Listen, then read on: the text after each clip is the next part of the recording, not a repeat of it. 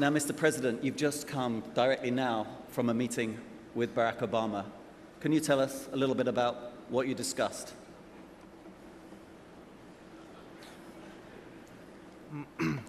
Я расскажу, но не все. I will tell you, but not everything.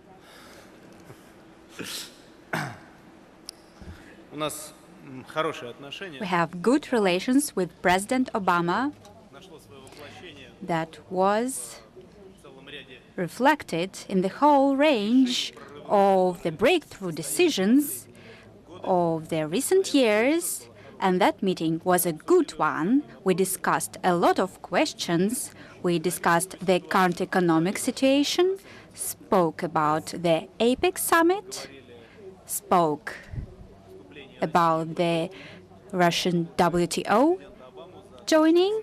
I think President Obama, that he's the first American president who put the most energetic efforts to it. If he did it before, earlier, then Russia would already be in the WTO, and we would not have the situation when Russia, the major economy that enters the whole range of organizations, is not a member of WTO. We discussed regional problems, spoke about Afghanistan, Iran, and we discussed some other things that I cannot share with you. Then I won't probe you. I was about to. As you mentioned the WTO, I mean, in recent days, you've overcome a number of hurdles towards accession to the WTO. Is it now a done deal? And what does it mean for Russia? I mean, after all, we saw that when China joined the WTO, it entered a new phase of its economic development. I mean, can we expect something similar with Russia?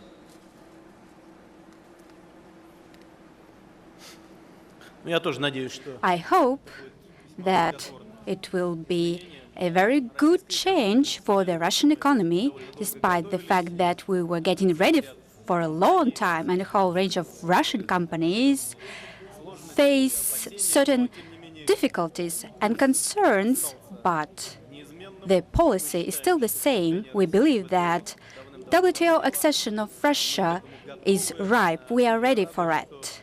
And we are glad that as a result of joint efforts, I hope we would be able in the nearest future to complete this process.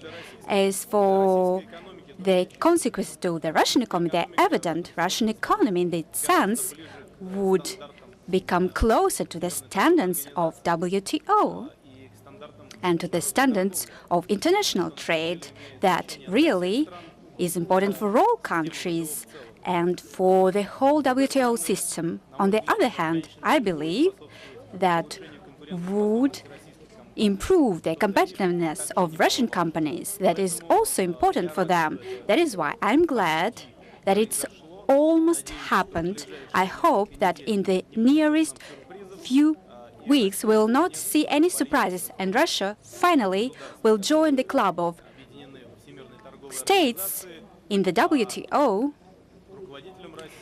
and the experts from Russia will have boring talks how to finish the Doha round of talks. The Russian economy is sometimes criticized, if that's the right word, or characterized as being too resource dependent.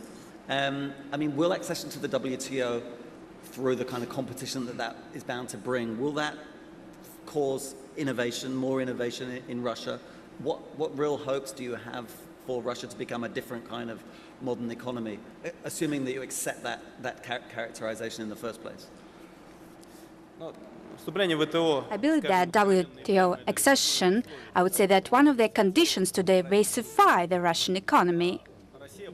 Russia is a rich country, rich in energy resources, natural resources. It's very good because it allows Russia to develop, and we cannot underestimate our potential. On the other hand, Russia cannot be a country where there is only one part, and we should not base only on natural resources and energy resources. We should develop other areas of our economy, and in that sense, WTO would favor the development of our economy and diversification of our companies. But the main focus should be made on ourselves and not on the membership in international organizations. Because in order to change the situation in the economy could be implemented only by Russian companies. At the same time, we count that the new economy will be born as a result of joint investment of Russian businessmen and the coming of important high-tech investment from other countries. I'm optimistic about it. I'm sure that new creative economy will take its dignified place in Russian economy, despite of the fact that for a long time we'll be one of the main suppliers of raw materials and energy resources at the world market. Now, as you've mentioned, you're entering a rules-based system, and I think it's fair to say that some foreign businesses don't always associate Russia with sticking by the rules. I mean, first of all, is that a fair criticism by those companies? And if it is that now going to change? It's a fair criticism. I would say more. In other countries, they not always obey by the rules, and if they are not abided by, usually the legal system is in operation, and probably that is the main thing that we should pay attention. The rules are often violated in the most developed countries with good traditions. The most important thing that if there is a violation, one can protect its interests. And in that issue, we will have to go through some development. Our judicial system is an operation. It is under the development, and it's not as developed as in other countries. And during the recent years, I was trying to pay more attention to the development of the legal system, the judicial system, by creating new institutions that could be used for that purposes. Now, what do you think of the TPP arrangement? I mean, it could look like as soon as you join one club, America immediately sets up another club to which you're not invited. Do you resent that there's this new body that's being set up alongside the body that you're just joining?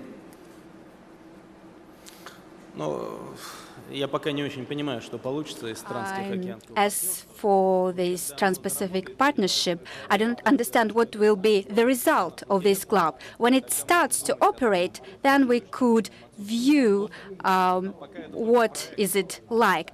So far, it's a project. It's kind of interesting project, undoubtedly. Well, we'll wait and see what it will be like. Thank you. You're in APEC, obviously. Here you are at the conference. You're hosting it next year. The perception is that you look very much to Europe. And certainly if you look at your trading patterns, that would support that view. You trade much, much more with Europe than you do with Asia. I guess my question is, aren't you betting on the wrong horse? I mean, isn't this where the action is? And there you are looking at Europe. Shouldn't you be looking more to Asia?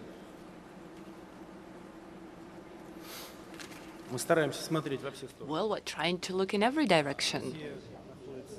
Russia is located both in Europe and in Asia. So we give attention to the both parts of the world. Of course, Europe and Eurozone European markets survive difficult times. Lots remains to be done to stabilize the situation. The recent G20 summit was dedicated to the matter. We discussed the current situation on the European market, but I would like to draw your attention to the fact that the attention of the whole world is now drawn to the European crisis, and unlikely we will be able to resolve European problems in isolation of the global problems. America discussed it, Australia discussed it, Asia Pacific states discussed them. So did Russia. So for us, obviously, it's very important to ensure balanced development of Russia, to make sure that we develop along all lines. At the moment, the volume of our trade with EU countries equals $250 billion, which is a lot. However, the potential of Asia-Pacific region and markets of this part of the globe is no lesser. We have great volume of trade of China, India, many other countries. Maybe, unfortunately, the volume of our bilateral trade with the US is limited, and we raised this matter with President Obama. It's increased to $30 billion, and we see potential for further growth. We try to develop in all directions, and we believe that it is only through balanced, harmonized growth we can reach our goals, and we count that the next APEC Summit in 2012 in Vladivostok will help to enforce the position of the Russian Federation in Asia markets. Moreover, our regions that are in the Far East are less developed than those that are located in the Central European part of Russia, and hosting the summit will give impetus to their development, bringing new contracts and new investments. I mean, you raise an interesting point. I mean, if you look at Siberia, some of the towns on the border with China, you'd expect them to be booming, but they're not. You know, what more can be done to both increase trade generally with Asia, but also to exploit or to ride what is obviously, you know, the world's fastest growing biggest economy in the world at the moment? Well, we need to create favorable conditions for everyone to work.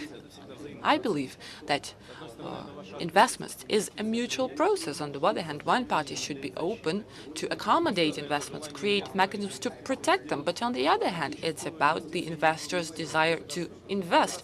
Oftentimes, investors avoid countries where the investment climate is favorable.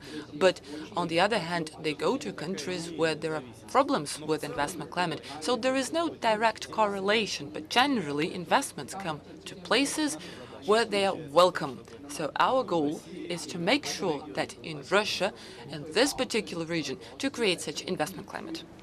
What about specifically the gas and oil pipeline that we've heard a lot about for many, many years?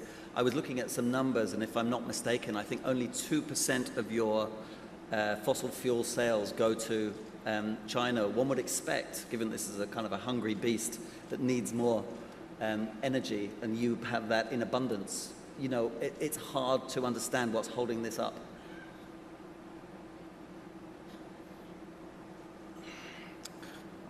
Значит, я не знаю насчет 2%. Well, I'm not sure about 2%. No, I don't have such data, but apparently Chinese market is ready to accommodate much more energy.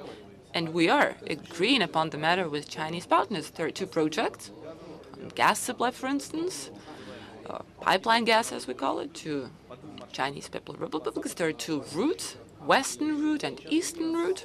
Now, at the moment, we are in the process of negotiations with Chinese partners, discussing conditions of gas supply. As soon as we have completed negotiations, and the main question is always the same, it's the price, then all barriers will be lifted and the volume of gas supply will be increased substantially. I believe that potential for pipeline gas supply to China is comparable to the volumes of our supplies to the European part of the continent, meaning Western Europe countries.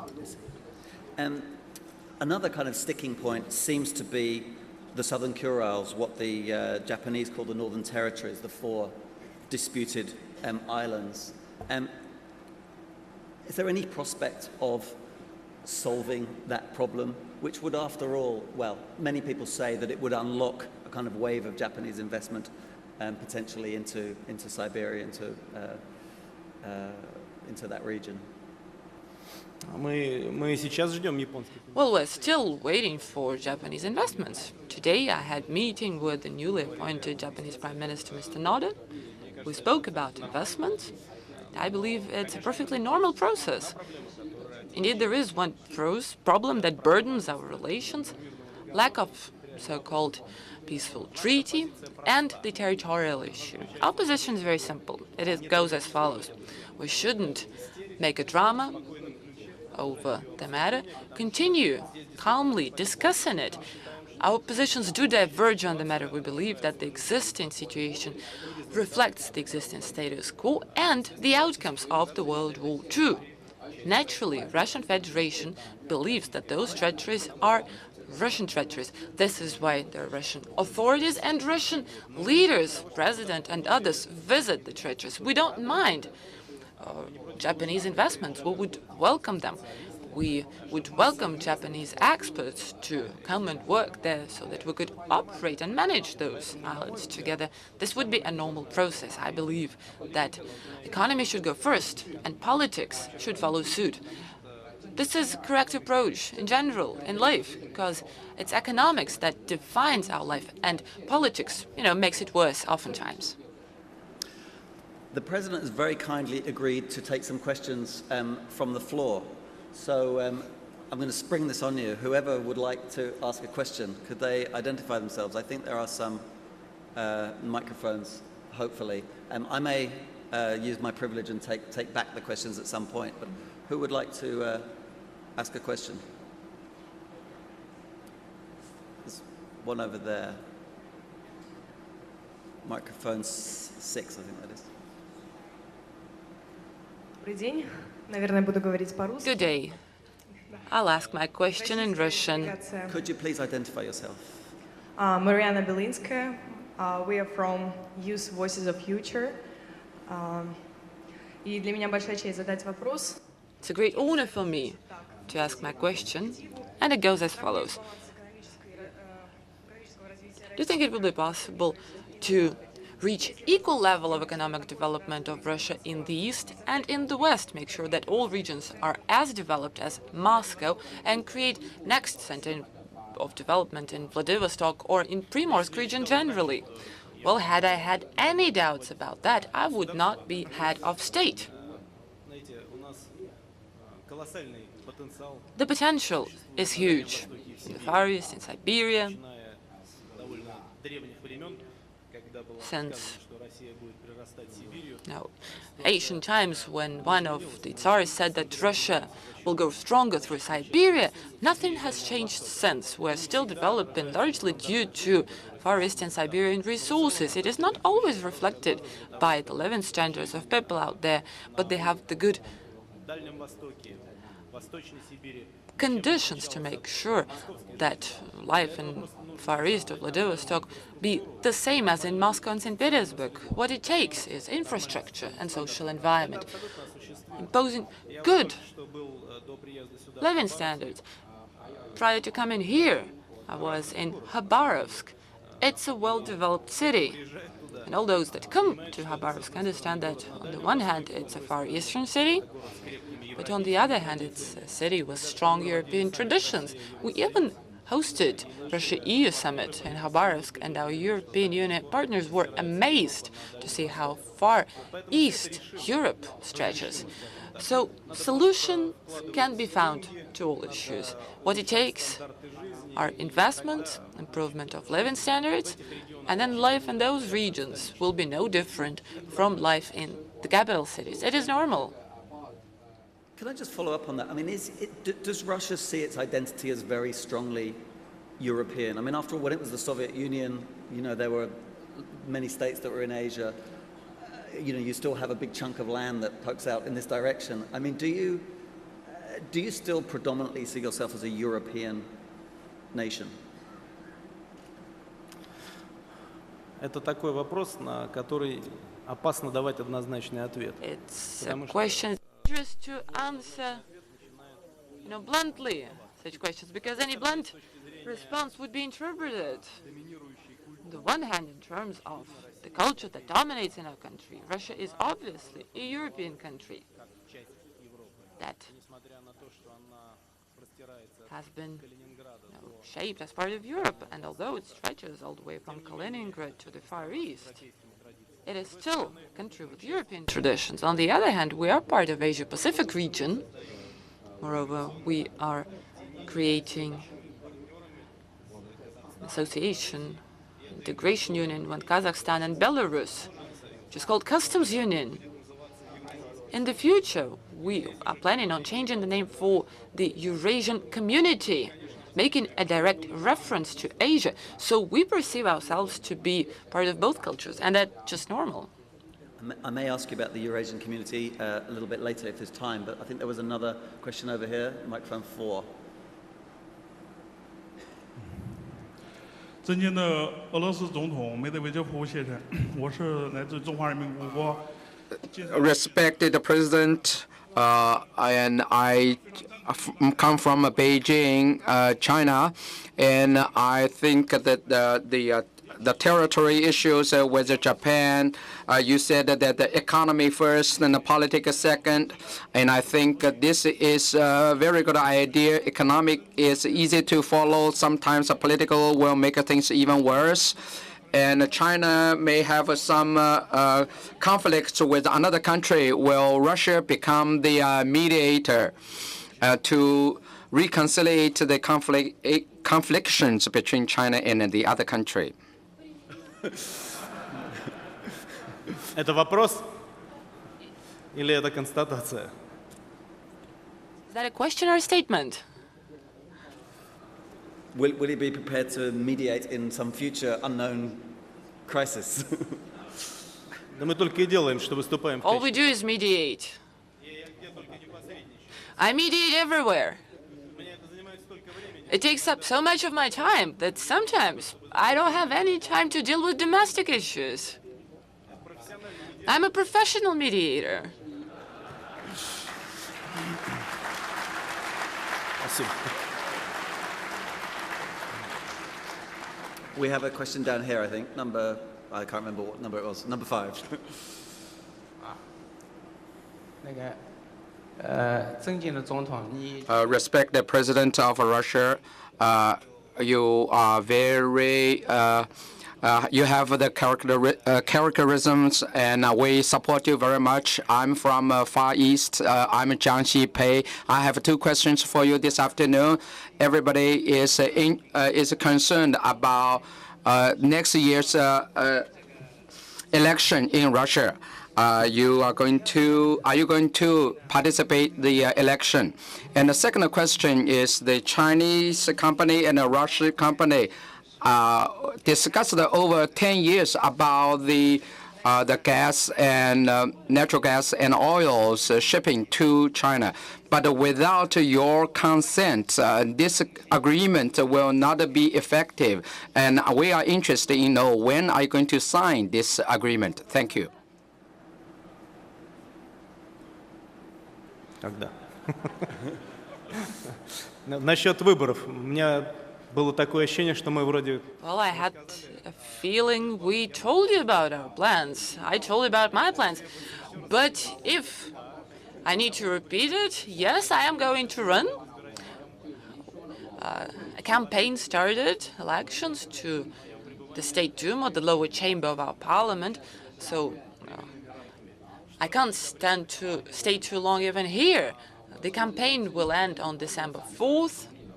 Yours truly is head of one of the party lists that takes part in State Duma elections. It is called United Russia.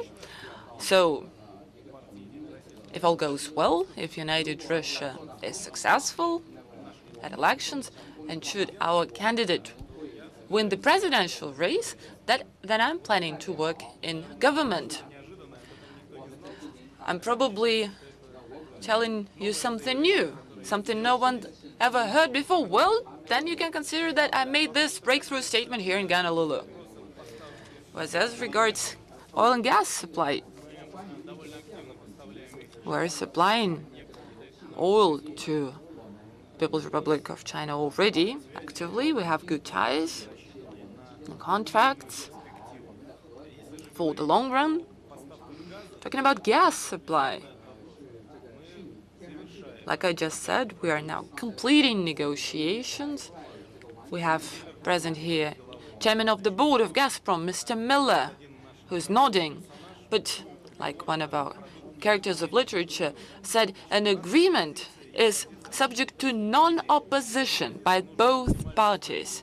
So we have 2 positions of us and of the Chinese friends. We need to bring them as close as possible. There is one issue, the price. We already agreed on everything.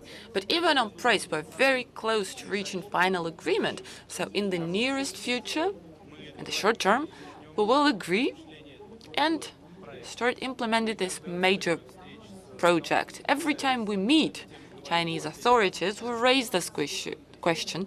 When I last met President Hu Jintao, we also discussed this question. I'd heard something about that domestic arrangement. Can I just end with a couple of questions? First of all, I think I do need to ask you about the European crisis. I mean, how grave do you think this is? How will it play out? Is this the end of the euro? Is it the end of the eurozone? Are we being overdramatic?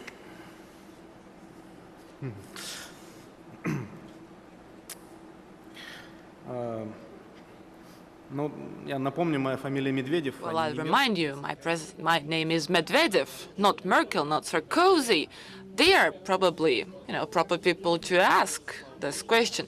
Or maybe, thank God I'm not Merkel or Sarkozy. Because it's so much more difficult for them now. Конечно, ситуация Well, непростая. the situation is obviously very difficult. That said, I have my own feeling. And that is, had there been no euro as a global reserve currency, then in 2008-9, it would have been so much more difficult for us and for the US dollar to survive. So the fact that euro exists as global reserve currency helps the entire financial system to exist. My second point is that euro services very different countries, and that weakens the arrangement. That currency was created to serve countries with very different economies. But there is nothing we can do about it now. The situation exists as it is, and now we need to find a solution. So should there be a process of European integration 2.0 be launched, it might undermine the idea of euro itself. So should the number of Eurozone member states be reduced, it will not necessarily mean greater sustainability of euro. But I believe that the current rate that had been agreed upon by the European Union authorities, even the difficult decisions on Greece's economy, is the correct way of resolving this difficult task. But let us wait and see. We're great supporters of euro and economies that are linked with euros, because we have great gold and currency reserves euro-denominated. Almost half of our reserves are in euros. So we're following the faith of euro very closely. So do China and other countries. Absolutely. In the short time we have remaining, you will be hosting APEC next year in Vladivostok. This becomes a Russian-led event. And what is your agenda for next year? How will you carry this project forward? Но мы, не скрою, горды тем, что We are proud that in 2012 Russia hosts the APEC Summit. We are getting ready for it. We have a very significant number of major projects implemented in Vladivostok. The leadership of Primorsky region is present here to learn lessons of our American friends to conduct this summit at a very good level. As for the agenda, it will comprise many elements. It will consist of the issues that we discuss today, because the problems that present in the economy today will still be the same, and the problems that the Asia-Pacific region faces will, some of them stay the same: energy, cooperation, or trade, or logistics possibilities, or food security. By the way, all these topics will be discussed. As the energy issues, that is quite natural for Russia. We believe that all those topics will complement each other, and that will be the specific character of Vladivostok summit. And I invite everybody present here in Honolulu to APEC Summit to our country in the city of Vladivostok. I'm sure that by that time we would be able to solve a whole range of problems, but at the same time we'll still have some issues to discuss in the frameworks of the Business Council in the APEC. I'm sure you will like it. I cannot promise that we'll have the same weather as in Hawaii, but I promise to President Obama that there will be similar conditions because it's a good season for the Primorsky region. So please do come. We'll be very glad to see all of you. So pack your snow boots. Thank you so much, Mr. President. Thank you so much. Thank you for an excellent session. See you.